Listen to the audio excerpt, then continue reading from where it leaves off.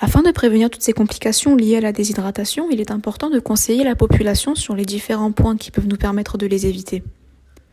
Les conseils pour éviter la déshydratation sont les suivants. Premièrement, il faut boire suffisamment en fonction de sa corpulence. En effet, une personne mince nécessitera de moins d'hydratation qu'une personne un peu plus corpulente. Ensuite, il faut essayer de se forcer à boire un peu d'eau même sans soif si cela est nécessaire, comme par exemple en été, durant les fortes chaleurs. Vous pouvez également varier les boissons. Consommer du café, du thé, de l'eau gazeuse ou alors du sirop. Cela pourra vous encourager à boire davantage. Ensuite, vous pouvez essayer de mettre en place des habitudes, comme par exemple se réserver une bouteille d'eau de 1,5 litre à devoir terminer à la fin de la journée.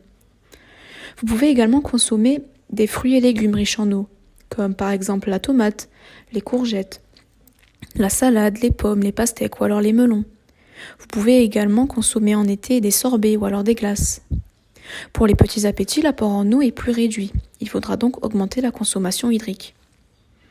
Il est également conseillé d'avoir une bouteille d'eau à proximité tout au long de la journée, même lorsque nous nous déplaçons.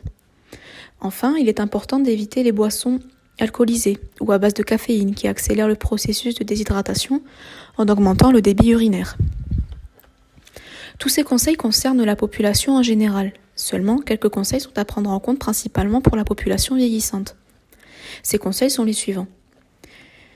Premièrement, il ne faut surtout pas attendre que la personne âgée demande à s'hydrater, car avec l'âge, la sensation de soif diminue considérablement. Ensuite, vous pouvez proposer une paille ou alors un verre à bec pour faciliter la prise en main des personnes âgées. En effet, certaines d'entre elles ne prennent pas le temps de boire à cause de leur tremblement qui ne leur facilite pas la tâche par exemple.